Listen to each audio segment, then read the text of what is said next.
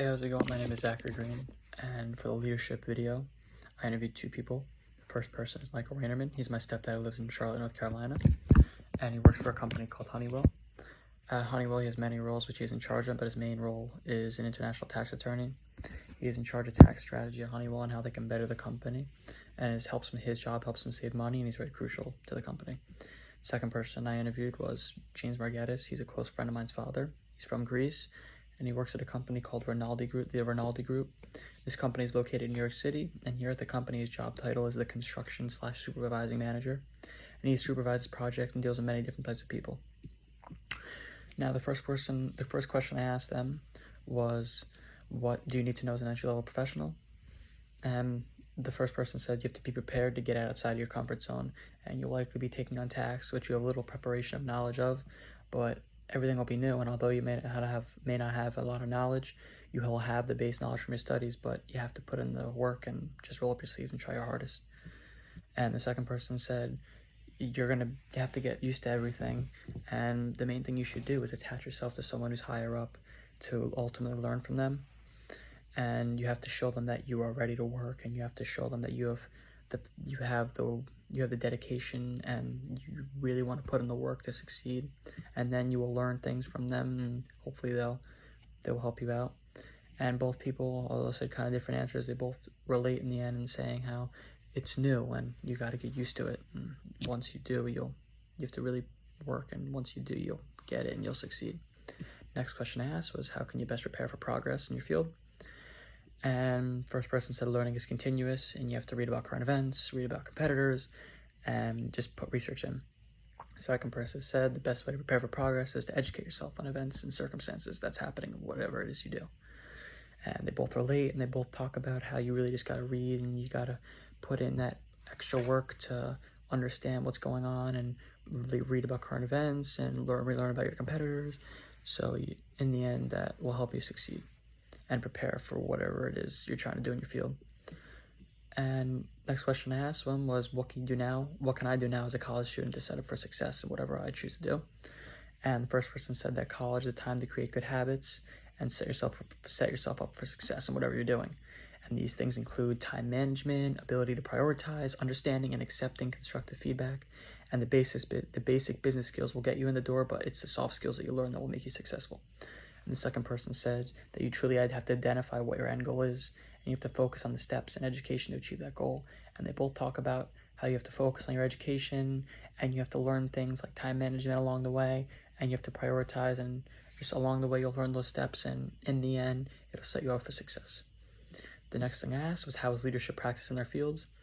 And the first person said he has to lead by example, he has to motivate his colleagues, he has to have forward thinking and be very strategic, and he has to communicate clearly and concisely with his peers and show them purpose and vision, being very accountable to them.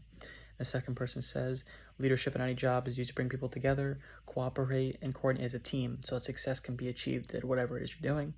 And communication skills is very important and is used to get the best out of your team. And both of them use their roles and to really help people and communicate with others and bring people together, whatever it is, and show them a vision to succeed and help the company succeed. And the next question I asked are, what are their reactions to and examples of the relational leadership model and social change model and other concepts that we're learning in class? And examples are, how do you use collaboration in your field? And the first person said that success of the team is more important than the individual accomplishments. His work is very complex, and there are numerous considerations and inputs when considering the appropriate course of action. Harnessing the knowledge of the team and the different experiences of each will provide a better solution than working in isolation. And the second person says you collaborate and make everybody a participant.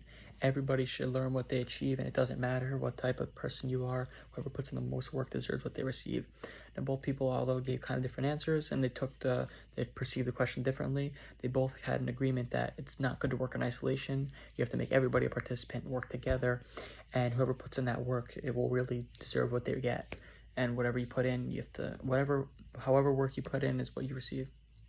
The next question I asked was, what role does ethics play in their field? And the first person said ethics and integrity are critical to his work in several ways. He frequently deals with legal and regulatory matters that are not always clear, and you need to understand where you must draw the line sometimes. Sometimes he says he frequently deals with people from other parts of the world who can conduct business with different mindsets, and this behavior cannot be accepted sometimes. And he has a duty to his team and his boss, to his company, to his shareholders. The second person said that ethics is the primary role in any field. It has to do with work ethic and how you have to establish your work ethic and use it daily. And sometimes he also says that there's a line where you have to draw it, and you can't always agree with everyone else, and you have to draw that line sometimes. And both of them talk about how ethics is primary, and sometimes they deal with other people who have different mindsets, and they have to draw a line at some point. Next question asked was, how does their company create a common purpose? The first person said that the people that his company are proud to work there.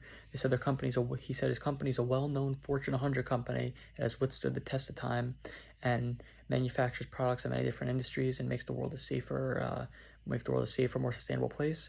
They have good, smart people that seek to continuously improve the company from day to day.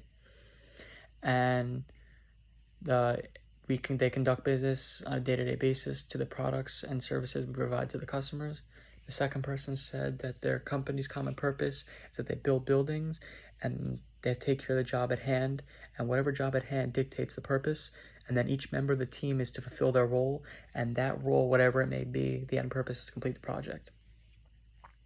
Now, both companies have two different purposes, but in the end, it is to ultimately help the company succeed, and just everyone has to complete their purpose.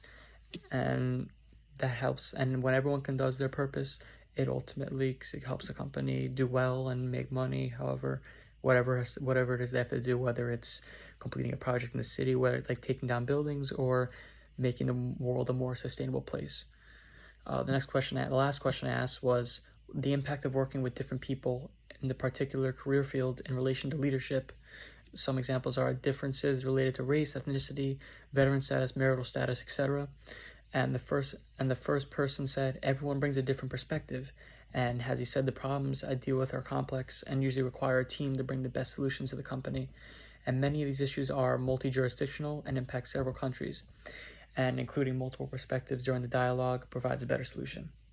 And the second person said the skills of any leader is a compilation of his work experience. Once he has dealt with people and is able to communicate with anyone, it makes them a stronger leader. And also he says, not as a company, but overall as individuals, and you have to talking to many people and helping them out can help them maybe make those people achieve higher goals than they thought of themselves. Now, both people that I interviewed have very high roles, and they talk to many people on their day-to-day basis, and it overall makes them a better leader and helps them succeed, because one who can talk to many different types of people and communicate properly with anyone will make them a better leader and help them deal with things like conflict resolution and deal with things like bringing people together and showing them a way. And doing this will make the company or whoever they're working for succeed and ultimately make them a good leader. And that's it.